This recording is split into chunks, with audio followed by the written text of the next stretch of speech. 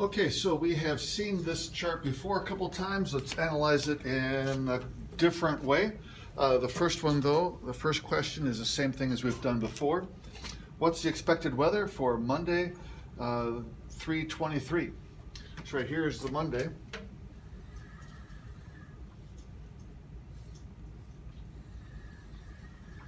Please take a couple moments to try to analyze the cloud cover, high temp, low temp, chance of rain and wind for that day according to this chart. Pause the video until you're done, and then I'll tell you the answers. The cloud cover is right there. It's clear. The high temperature is right there. It's 39. The low temperature is 23. The chance of rain is down here. It's a flat line. There is 0 chance of rain. And the wind is right here. The highest it gets is at that point. So following over to the other side, it's about, I want to say 14 miles per hour.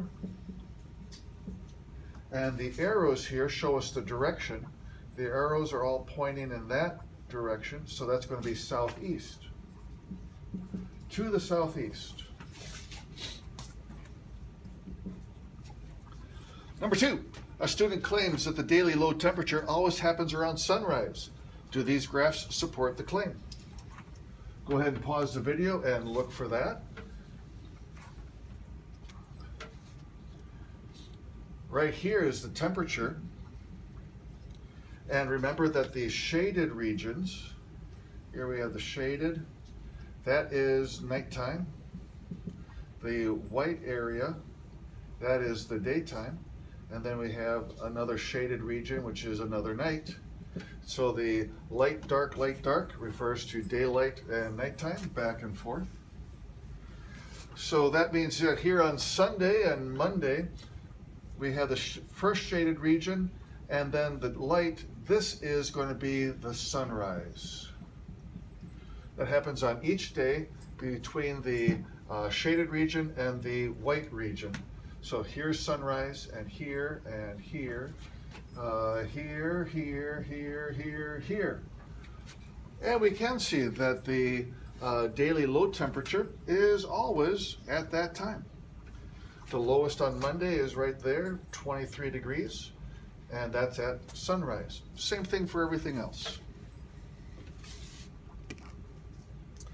Okay, new notes.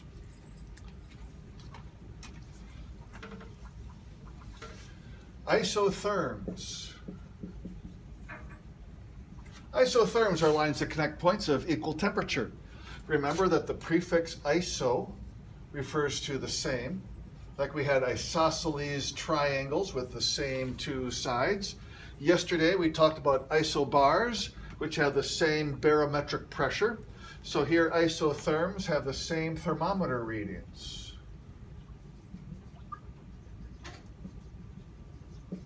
So you can see the therms and thermometer.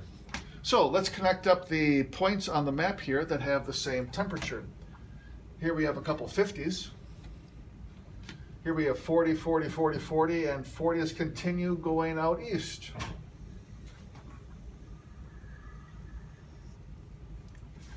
Then we have some 30s here.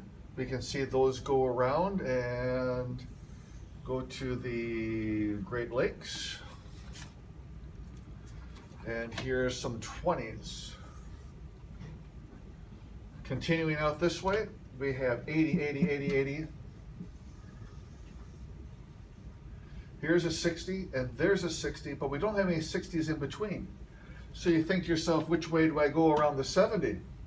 Well, 60 is not going to be between 70 and 80. It's going to be between the 40 and 60, so we go this way. Here we have a couple 50s, and we know that's going to continue between the 40s and the 60s.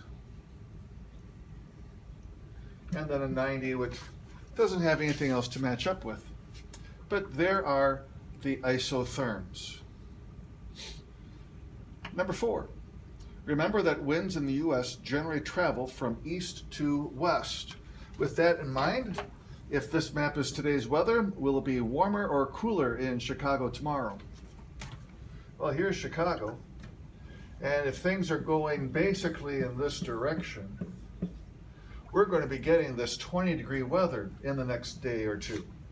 So it's going to be colder. How about Nevada?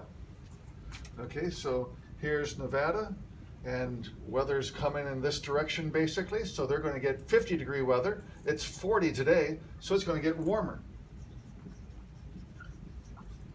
And the next question is Washington, D.C. Washington, D.C. is over here. So as we have wind blowing in that direction, it's 60 now. It's going to get 40 and 30 in the near future. So it's going to get colder in Washington, D.C. as well.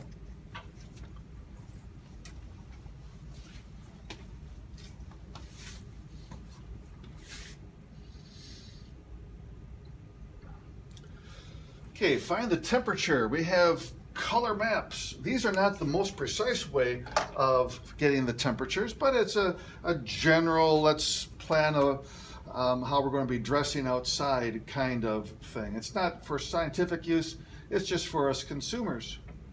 So we want to know the temperature in eastern Spain. That's going to be over here. So that is a medium yellow. We see lighter yellow like this and up here, and we see darker yellow like this. But there are no other shades of yellow. So looking at the colors here, we have this section right here that we're looking at, somewhere in there. Now, 50 is the boundary right below, right between the 5 and the 0. So just a little bit off to the side, that's a yellow, and to the left, that's kind of a lime green. So here's the first lightest yellow. That would be this shade here. And so we're looking at the next shade darker, which would be right here. Well, that is almost up to the 60, but not quite. So we're going to call that the upper 50s. The lower 50s are going to be this yellow. Upper 50s are darker, and then the 60s is going to be this almost a brown, which would be that color right there. Central Germany. Right there, we have a light green, and it's right next to yellow. So I'm looking for a green next to a yellow on my chart.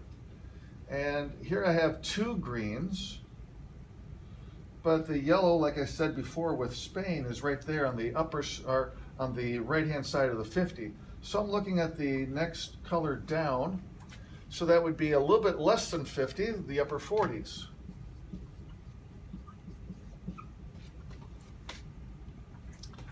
Western Poland is the exact same color.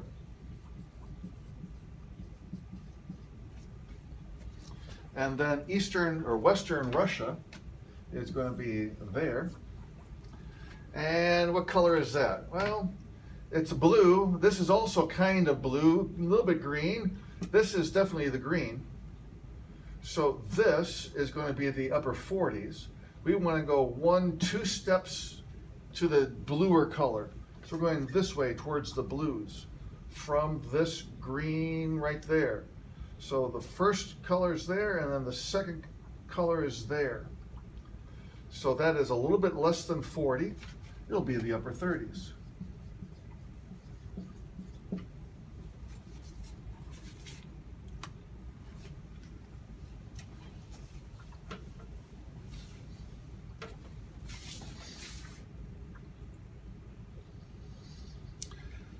Okay, now try to do this. Pause the video and see if you can match up the colors here. Southern Texas down here, it's a bright red. We have all sorts of bright reds here. It's kind of hard to tell exactly if it's in the 80s or 90s. I kind of tend to believe that it's more in the 80s range. But I cannot tell from this if it's upper or lower 80s. It's just in that set of 10s. Northern Michigan is a really dark blue. So that'd be right around in there. I would say that to the left of 30 is going to be a little bit more purplish than blue. So the 30s. It might be even the lower 30s. Going up towards the 40s is a little bit more pale. Central Alabama. Let's see here. We have Texas, Louisiana, Mississippi, Alabama, right here, and we're looking at the central. That's kind of yellowish, and so that's going to be in here. Hard to tell if it's going to be the upper 60s or the lower 70s. It's kind of ambiguous. So let's just simply say 70, and we'll be off a little bit one way or the other. Northern Indiana. Here's Illinois. Indiana's there. Upper northern Indiana is green.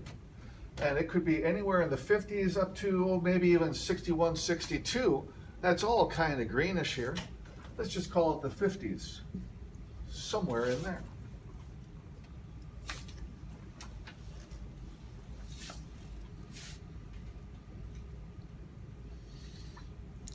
Okay, so we have now studied how people measure air pressure, dew point, air temperature, winds, all sorts of stuff.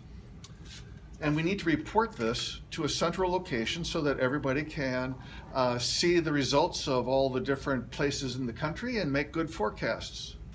So a basic weather station will measure these things and report it to a central weather station. All the data from stations in one area can be plotted on one map with what's called station symbols.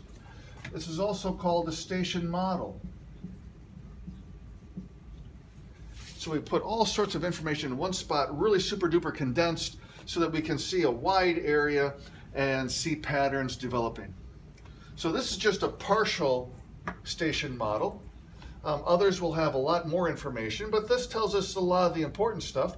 The air pressure that we've studied, temperature from today, dew point from a couple chapters ago, and then some other things as well that we'll talk about. So the dot here is where the station is actually located. So whatever city is hosting this weather station, they'll have their dot right there. This temperature could be either Celsius or Fahrenheit. You just have to look at the key of the map to see which one that is. Dew point down here. Now the dew point is discussed a lot on weather stations, weather reports on the evening news and all of that. You can see that this is 55 and that's 76. That's quite a difference away. You really have to cool this temperature down a lot before we can have dew forming. So that means that the air is pretty dry. If the dew point was like 75, really close to that temperature, that means that you don't have to cool the air down very much in order to get the water to condense out. That must mean there's lots of water in the air, very humid. So number 17, the closer the dew point is to the air temperature, the more humid the air is. So if it's less than 5 degrees, we'd call that really humid. More than 10 degrees, really dry. Number 18, the pressure, air pressure, may be in different units. And we don't need to worry in this class exactly what the units are. We just use them to compare each other to see which place has more pressure than another. This stick here, this little line with little, we call them feathers, indicate the wind speed. So you can imagine that this is a target and an arrow has flown in from this direction and we have feathers on the arrow. So I'm going to call this line right here the stick. I'm going to call these little things here the feathers. The direction of the stick tells us where the wind is coming from. So imagine if this was an apple or a log or something that the arrow is aimed at. This is the target. The arrow would have flown in from this direction and stuck into the target, the tree, whatever, here. So just as the arrow is flying from that direction, the wind is coming in from this direction. It is from the northeast. It is going to the southwest. The more feathers we have and the longer they are, they tell us about the wind, how fast it is. For every long feather, it's 10 knots. A knot is sort of like a mile per hour. It's not quite the same, but it's something that you measure the speed of boats and you measure the speed of wind with these, and there are a few other things that are customarily measured in knots. Okay, so each long feather is representing 10 knots. Each short feather represents 5 knots. So in this situation here, we have 2 long feathers. They're both 10. So that means that the wind speed is going to be 20 knots. The stick tells us where the wind is coming from.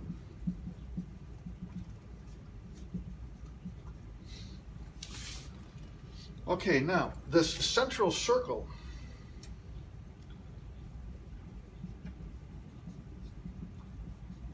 that tells us how much of the sky has clouds when we look up. It is shown by how much of the circle is filled in. So you could fill in lots of percentages. We're just going to be looking at the main ones, 0, 25, 50, and 75. So right now this is completely filled in. So that means that the sky is 100% covered in clouds. If I wanted to show that the sky was only half filled with clouds, we'd do it like that. 25% then, as you'd probably expect, and 75% would be like this.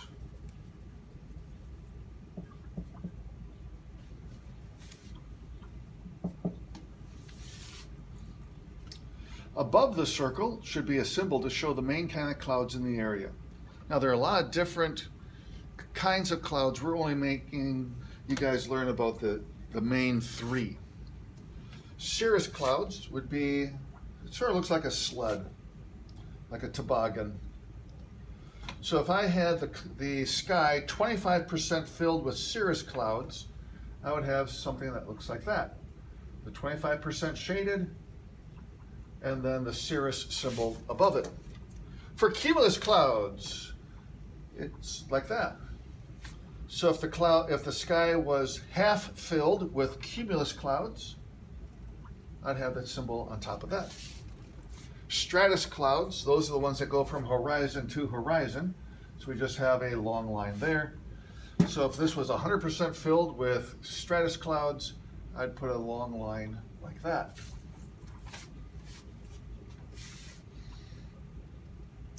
Okay, next we have, if there is a type of precipitation falling, we have all of these symbols here. Let me make that a little bit bigger for you.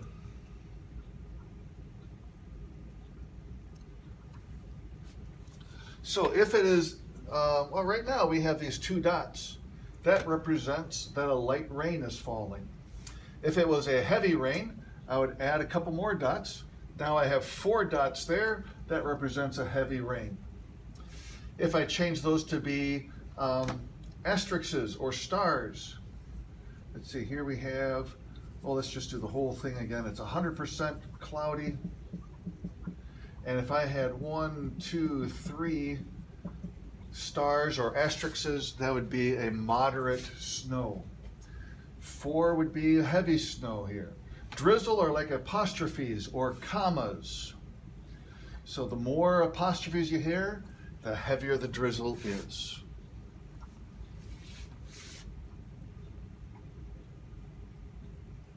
So let's practice this a little bit. Try to do the first one here on your own, and then start the video again in order to see if you were right or not. Pause the video now. Okay, so the wind speed is going to be shown by these 2 feathers. They're both long feathers, so they both represent 10 knots. So you add them up and you get a wind speed of 20 knots. The stick here is pointing in the direction that it came from. It's pointing to the northwest.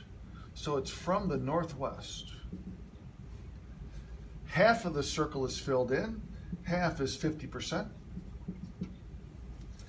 And to show that it's raining heavily, I would put in 4 dots off to the side.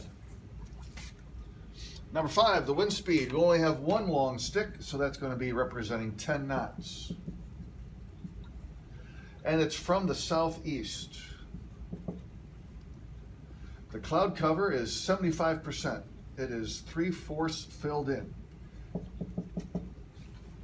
And the precipitation here is snow, and it's only 2 stars, so it's going to be a light snow.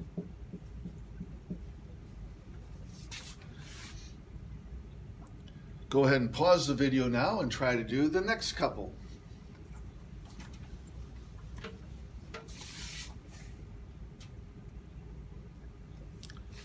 Number 9, the wind speed. We have a 10, and here's a short stick or a short feather. That's going to be worth 5, so the wind speed is a total of 15 knots. Wind from the direct north. Cloud cover, only a quarter of this is filled in. That's 25%. Precipitation, we have, let's see, what is that? That's just 2 dots here. We have a 48 above and a 45 below. So it's 2 dots there. That's going to be a light rain. Down here, the wind speed is 10 plus 10 plus 5, a total of 25 knots. Wind is from the southeast again.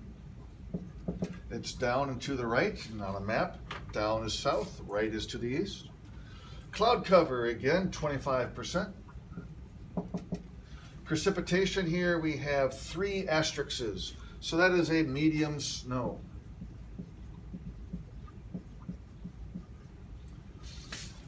Okay, pause the video and try to do the next 4.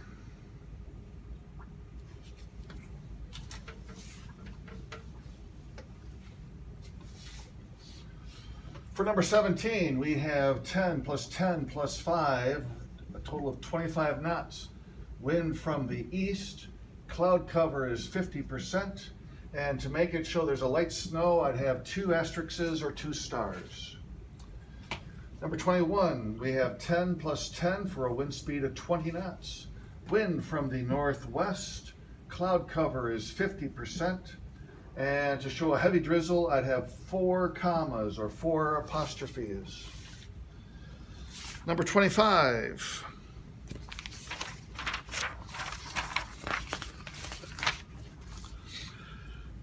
Let's move this up some.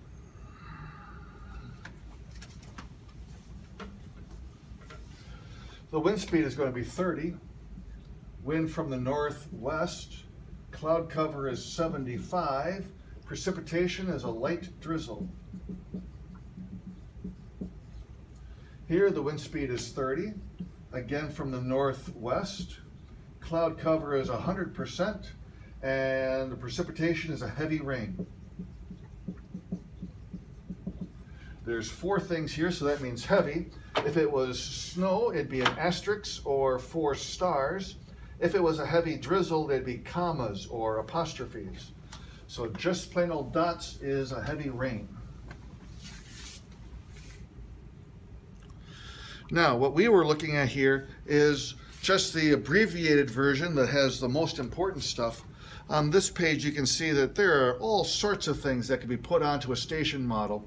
And it can get really, really complicated, but that's so cluttered that it's not used all the time. We're only going to be looking at what we've done in our previous examples. And here are some more symbols that you can have on a station model.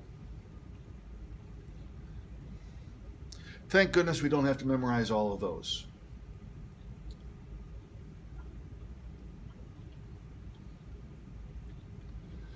And following, we have a study guide for your quiz that's coming up in a couple days. I suggest that you take one of those from the front of the room and make sure that you can do all of those. Have somebody at your house quiz you on them.